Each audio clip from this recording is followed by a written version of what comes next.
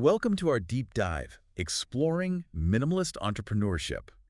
We're going to dissect Sahil Lavingia's The Minimalist Entrepreneur, looking for the most valuable insights. It's a fascinating concept. Instead of chasing unicorns, Right. he advocates for a sustainable, community-driven approach. Makes a lot of sense in today's business world, don't you think? I mean, with all these online platforms and no-code tools and this whole passion economy thing that's exploding, people are looking for something different, outside the usual corporate grind. Absolutely. And Lavingia emphasizes that right from the start. Like take Saul Orwell, for instance. Oh yeah, I know his story. He built a super successful fitness business Impressive. by tapping into the R Fitness subreddit. Didn't just dive into selling. No? He really focused on providing value to the community first. It proves that building a real engaged community is way more powerful than just going viral for a minute. It's about genuine trust and connection. Lavingia actually contrasts this with his early days at Gumroad. He initially chased venture capital and that whole rapid growth thing, but eventually found more fulfillment in fostering that sustainable growth. So leveraging existing communities instead of building from scratch. Yeah. Which leads perfectly into his next principle, solve real problems. He's all about tackling those practical, everyday challenges that people in your community actually face. Reminds me of Clayton Christensen's jobs to be done framework. It's not about the product itself, it's about what it does for people. Exactly. Like Lavingia talks about this painter, Brian Mark Taylor. Oh, I know him, yeah. Who designed this popular easel specifically because Right. he was embedded in the plein air painting community Right. and noticed a need for a more portable easel while he was backpacking. It's brilliant, really. He found a real problem within a community he knew, and boom, a ready-made market. It makes you think, what problems are we overlooking in our own communities? Now, this next principle is where Lavingia really departs from the typical startup playbook. Yeah, this one's interesting. Prioritize profitability. He's all about a profitable at costs model. Minimize fixed expenses, understand your variable costs, and generate revenue from day one. A far cry from the burn rate mentality, where startups just blow through investor cash chasing growth without a clear path to actually making money. Right. He uses MailChimp as a great example. They resisted those crazy valuations and just focused on making a product people loved and were willing to pay for. And that gave them so much more freedom and control. They could prioritize their customers and their team instead of answering to investors all the time. Lavingia's fourth principle is something a lot of people miss. Don't skip the manual phase. It's about processizing and productizing, basically turning a manual process into a sellable product. The point is to really test your assumptions and validate your ideas in the real world before you go investing in all this fancy automation. It's like he uses the example of EndCrawl, I love that company. which streamlines the whole end credit production process for films. Yeah. Initially, they just did everything manually That's right. using basic tools, and that gave them the insights to build software that truly addressed what customers needed. So many entrepreneurs rush into building a product without truly understanding the process behind it. Slow down, get your hands dirty, and learn from those early customers. His fifth principle is market by being you, which is a pretty unique approach to marketing. He's all about building an audience organically by creating valuable, authentic content. He breaks it down into 3 levels: educate, inspire, and entertain. And the key is to start small, experiment with different platforms, and think of social media as just another way to engage with your community. Like Laura Roeder is a perfect example. She built 2 successful businesses by focusing on growing her email list and just consistently providing genuine value to her subscribers. It shows that authenticity and real connection really stand out in a world that's just saturated with marketing noise. Now, his 6th principle, spend money last, is particularly interesting when it comes to paid advertising. Yeah, that's always a tricky one. He basically says you should only consider paid advertising after you truly understand your customer, your market, and your product. Makes sense. No point throwing money at ads if you haven't validated your offering yet. He acknowledges that it can be useful for reaching a wider audience, but you got to prioritize organic growth and, be really mindful of user privacy and all that. Especially these days. His 7th principle is build a company you love. It's about creating a work environment that's actually fulfilling, not just about the product or service. He talks about Gumroad's What Matters document. I've read that. It's great. It outlines their core values like transparency, employee empowerment, and a really positive, inclusive culture. It really goes hand in hand with this whole minimalist entrepreneurship thing. It's not just about what you create, but about the kind of company you build. And that leads us to hire slowly, fire quickly, which I know is something a lot of people struggle with. It's a tough one for sure. He's really big on being deliberate with hiring and finding people who truly align with your company culture, Yeah. not just looking at resumes. It's about setting those expectations and communicating your values really clearly from the start. And he's equally upfront about letting go of people who aren't a good fit, Yeah. even if it's hard. Those conversations need to happen with empathy and respect, Yeah. but you also got to be decisive. Ultimately, it leads to a stronger, more cohesive team, Oh. where everyone's pulling in the same direction. Now, his ninth principle introduces this Japanese concept of ikigai. Ah, finding your purpose. Yeah, finding alignment between your passion, your mission, your profession, and your vocation. He ties it back to his own journey of refocusing Gumroad to empower creators, which was driven by this desire to align his work with his passions and build a business with real purpose. It's about finding that intersection of what you're good at, what you love to do, and what the world needs. And finally, he talks about the power of small choices, arguing that meaningful change often comes from those consistent, small actions that we take within our communities. You don't need to wait for some grand gesture. Just focus on making a positive impact in your own little corner of the world. Whether it's supporting local businesses or simply being a good neighbor, it all adds up. It's a great reminder that we all have the capacity to make a difference, no matter how small our actions may seem. At its heart, minimalist entrepreneurship is about using your unique skills and passions to create positive change, starting right where you are, in the communities you care about. Powerful stuff. So, are you ready to dive deeper into some of these principles and see how we can apply them to our own businesses? Absolutely. Hey, Let's get into it. I'm ready when you are. Okay, let's start with processizing. That's a weird word. But it's so important. Absolutely. Lavingia actually coined it Right. to emphasize how crucial it is. He gives this example from the early days of Gumroad. Oh, yeah. What was that? Back then, they didn't have file uploading, so creators had to provide a destination URL after purchase. So, how did that work? Well, Lavingia and his team, Wow. they managed all the payouts and fees manually. I never knew that. It seems so basic, Yeah. but it gave them this incredible insight You're right. into what customers actually needed Yeah. before they invested in any complex technology. It's a great lesson for anyone starting out, really. Test your assumptions, validate your ideas, get that real-world feedback before you go spending a ton of money on development. It's about being resourceful and figuring out how to deliver value without breaking the bank. And once you've nailed that manual process, Lavingia talks about productizing. Turning that process into something you can sell. Exactly. He's a big advocate for keeping it simple, Yeah. starting with a product that's good enough. He uses Craigslist as an example. Oh, yeah, function over form. They prioritized functionality over aesthetics, and look how successful they are. It just proves that you don't need a fancy feature-packed product right out of the gate. Just solve that core problem for your customers and build from there. And these days, there are so many no-code tools that can help you with that, It's incredible what you can do without writing a single line of code. which fits perfectly with the whole minimalist entrepreneurship philosophy. Absolutely. Lavingia even recommends checking out platforms like MakerPad I'll have to look into that. just to see all the options out there. Yeah, good idea. Now, once you have a product, Lavingia has a pretty unconventional approach to launching it. He's not a fan of those big, splashy launch events. Really? He thinks they should be a celebration of a business that's already thriving, not this desperate attempt to grab attention. I've never thought about it that way. He suggests waiting until you have paying customers, a proven product, ideally at least 100 customers, including repeat buyers, before you make any big announcements. Interesting. So it's more about celebrating milestones than trying to create hype. Exactly. It's a much more grounded, authentic approach. I like that.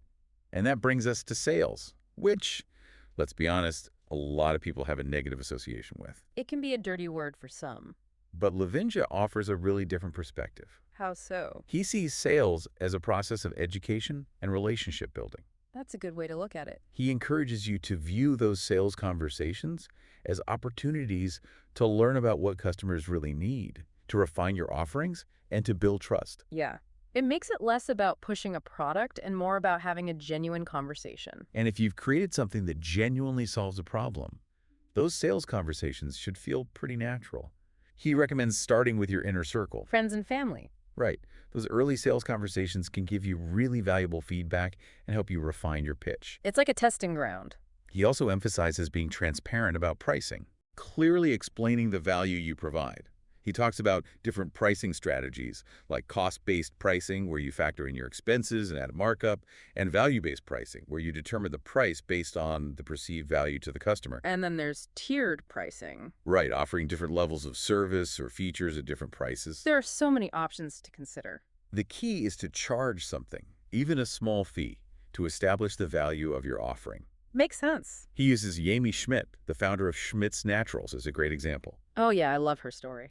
She started by selling her natural deodorant at farmers markets, gathering feedback, and constantly refining her formula based on what customers told her. It's a perfect example of building a business organically through genuine connection with your customers. And she eventually sold her company to Unilever for a lot of money, which proves that you don't need those aggressive sales tactics or those expensive marketing campaigns to succeed. It's really inspiring. Now, let's talk about marketing, which Lavingia sees as an extension of your brand and values. So it's not just about selling a product, it's about communicating who you are. Exactly. He calls it sales at scale, building on those principles of education and relationship building we were just talking about. He's big on audience building, but he makes a distinction between community and audience. What's the difference? Your community is a subset of your audience. It's those people you can directly reach with your message, like social media followers, email subscribers, that sort of thing. Got it. And he advocates for building that audience by sharing valuable, authentic content. Just be yourself, share your stories, your insights, your expertise. He categorizes content into 3 levels: educate, inspire, and entertain. I like that framework. He recommends starting with educational content, sharing your knowledge and expertise. Once you've established yourself as a valuable resource, then you can start inspiring your audience by Right. sharing your journey, the struggles, the triumphs, all of it. Makes sense. And finally, find ways to entertain your audience, make your content engaging and memorable. It's about making a connection. It's all about providing value and forging that emotional connection Yeah. so that you cultivate an audience that truly cares about what you have to offer. That makes a lot of sense. And when it comes to social media, Everyone's favorite topic. he suggests creating both personal and business accounts Okay. and focusing on sharing content that aligns with your brand and your values. Experiment with different platforms and see what resonates best with your audience.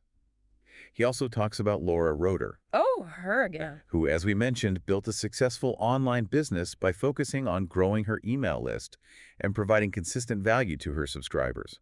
She wasn't afraid to experiment and adapt her strategies based on what her audience responded to. Another example of how authenticity and a community-driven approach can lead to long-term success. And now for everyone's favorite topic, Mm-hmm. spending money on marketing, particularly paid advertising. Yeah, Ringo. Lavingia's pretty clear on this one. Spend money last. Only consider paid advertising after you truly understand your customer, your market, and your product or service. Don't jump the gun.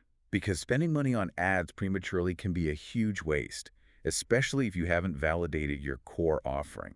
Especially with how expensive ads can be these days. While he acknowledges that paid advertising can be effective for reaching a wider audience, he really urges you to prioritize organic growth whenever possible. Build a strong foundation first. He also brings up the ethical considerations around targeted advertising Yeah, that's a big one. and the importance of respecting user privacy. He encourages you to really think about how you collect and use data and to be transparent with your audience about your marketing practices. Transparency builds trust. It's crucial in today's data-driven world. Now, Lavingia spends a lot of time in his book talking about growth, but his perspective is very different from that whole growth hacking mentality that's so prevalent in the startup world. Yeah, he's not a fan of growth at all costs. He challenges that idea that bigger is always better. He advocates for mindful growth that aligns with your values and your long-term vision. He's not saying you shouldn't grow, Right. but he's advocating for a more sustainable and fulfilling approach to building a business. One that doesn't burn you out. He emphasizes understanding your costs, both fixed and variable, and finding ways to minimize your burn rate. Bootstrap if you can. He encourages you to bootstrap whenever possible, relying on your own resources and revenue instead of seeking outside funding. It gives you more control. He offers some really practical tips for keeping costs low, like choosing software over hiring more people, avoiding those unnecessary expenses like fancy offices, and outsourcing tasks that can be done more efficiently by freelancers or contractors. It's about being smart with your resources. He also challenges this assumption that you need to be in Silicon Valley to build a successful tech company. He points out that there are thriving startup ecosystems all over the world. Which is great to see. He shares this amazing story about the Missouri Star Quilt Company, a family-run business that became incredibly successful by focusing on their local community and embracing a slower, more deliberate approach to growth. They started with a small retail store and built this huge online business by staying true to their values and putting your customers first. It shows that you don't need to follow the Silicon Valley playbook to succeed. And if you do decide to seek funding, he encourages you to explore alternative funding models, like crowdfunding, revenue-based financing, and those community-driven investment platforms that are popping up. There are so many options these days. He emphasizes the importance of maintaining control of your business and choosing funding partners who are aligned with your values and your vision. He cautions against taking on too much debt or equity too early because it can create a lot of pressure and compromise your long-term goals. It's about staying true to yourself. And he also highlights the advantages of being profitable, Right. arguing that it gives you leverage in negotiations and allows you to grow at your own pace, mindfully. It's about being in the driver's seat. He called it profitable confidence. I like that term. This state where you have the freedom to make decisions based on what's best for your business, your customers, your team, without being beholden to investors or those external pressures. It's about building a business that's truly yours. And that leads us to building a thriving company culture, which is something Lavingia is clearly passionate about. He sees company culture as essential for long-term success, but he believes it goes beyond just perks and benefits. It's deeper than that. It's about creating a work environment where people feel valued, respected, and empowered to do their best work. It's about creating a sense of belonging. And he stresses the importance of defining your company values early on. Right. And making sure that everyone on your team understands and embraces those values. It's got to be a shared vision. He uses Gumroad's What Matters document as an example, Oh yeah, that's a great example. which outlines their core values, including openness, a bias toward action, and that focus on a positive and inclusive work environment. It's about walking the walk. He encourages you to create similar documents for your own company, to use them as guides for decision-making and frameworks for building that strong culture. It's like a constitution for your company. And he emphasizes the importance of transparency, both internally and externally. Being open and honest. Open communication, sharing information freely, and involving employees in the decision-making process whenever possible. It empowers people. He even shares some of the unconventional things Gumroad does, like making their onboarding documents public and disclosing everyone's salary within the company. That's radical transparency. He believes that these practices build trust and create a more equitable and transparent work environment. It definitely makes a statement. And he also talks about the importance of over-communicating with your co-founder, if you have one. Which can be tricky. He acknowledges that founder disagreements are common. Oh yeah, for sure. And he encourages you to establish those clear communication channels and decision-making processes from the very beginning to minimize potential conflicts down the road. It's like any relationship, you got to communicate. He suggests thinking of the co-founder relationship like a marriage, emphasizing trust, shared values, and that open, honest communication. He also offers some advice for managing growth and avoiding those common pitfalls of scaling too quickly. Like what? He cautions against hiring too rapidly, which can lead to cultural dilution and a loss of focus. You can lose that sense of who you are. And he's equally candid about the need to let go of people who aren't thriving or aligned with your company's values, even when it's a tough decision. He stresses the importance of handling these conversations with empathy and respect, but also being decisive. It's about doing what's best for the company, even when it's hard. And he also challenges that traditional hierarchical structure that so many organizations have, arguing that it can lead to something called the Peter Principle, What's that? where people are promoted to their level of incompetence. Oh, I've seen that happen. He advocates for a more fluid and adaptable structure, Okay. where individuals are empowered to do what they excel at, regardless of their title or position. He gives examples of companies like Valve and Zappos, which have successfully implemented these non-hierarchical structures. It's a different way of thinking about leadership. And when it comes to job interviews, he has some interesting advice. Like what? He encourages you to use job listings as filters, not magnets, Okay. to be really clear about your company values and expectations in the job description to attract people who are actually a good fit. So you're weeding people out from the start. He also emphasizes asking those behavioral questions, Right. the ones that reveal how candidates have handled challenges in the past. It's about finding people who are not only talented, but also align with your company's mission and culture. It's about finding the right people, not just filling a position. And he even shares this story about how he used Twitter to find a talented engineer for Gumroad. He simply tweeted about the position and got hundreds of applications. Wow, the power of social media. It just goes to show that you don't always need those expensive recruitment agencies or those traditional job boards to find great talent. Sometimes the simplest solutions are the best. Now, in the last few chapters of his book, Lavingia gets a bit more philosophical. He starts exploring the deeper meaning and purpose behind minimalist entrepreneurship. It's not just about making money. He challenges that traditional definition of success, arguing that it's not all about wealth or status. It's about more than that, He encourages you to define success on your own terms, right? aligning your work with your values and your passions. Finding what truly matters to you. He talks about that Japanese concept of ikigai, which we touched on earlier, and encourages you to really reflect on your own ikigai and seek out work that gives you that sense of purpose and fulfillment. He even shares his own personal journey of rediscovering his passion for creating after he stepped back from the day-to-day operations at Gumroad. That's interesting. He encourages you to make time for your own creative pursuits, arguing that it can lead to greater happiness, greater fulfillment, and ultimately even more innovative business ideas. It's about feeding your soul. And he's a big advocate for building businesses that contribute to a better world.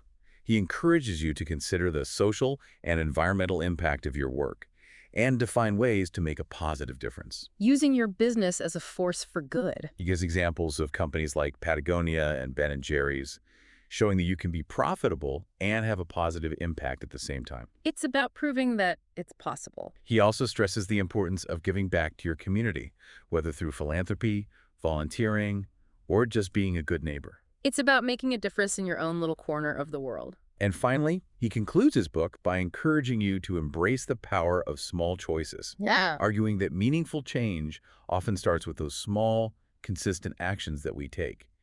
He believes that you don't have to wait for some grand, sweeping change to make a difference. You can start right now. Focus on those small, positive impacts you can make within your sphere of influence, Right. whether it's supporting local businesses, mentoring aspiring entrepreneurs, or just being kind and compassionate in your daily interactions. It all adds up.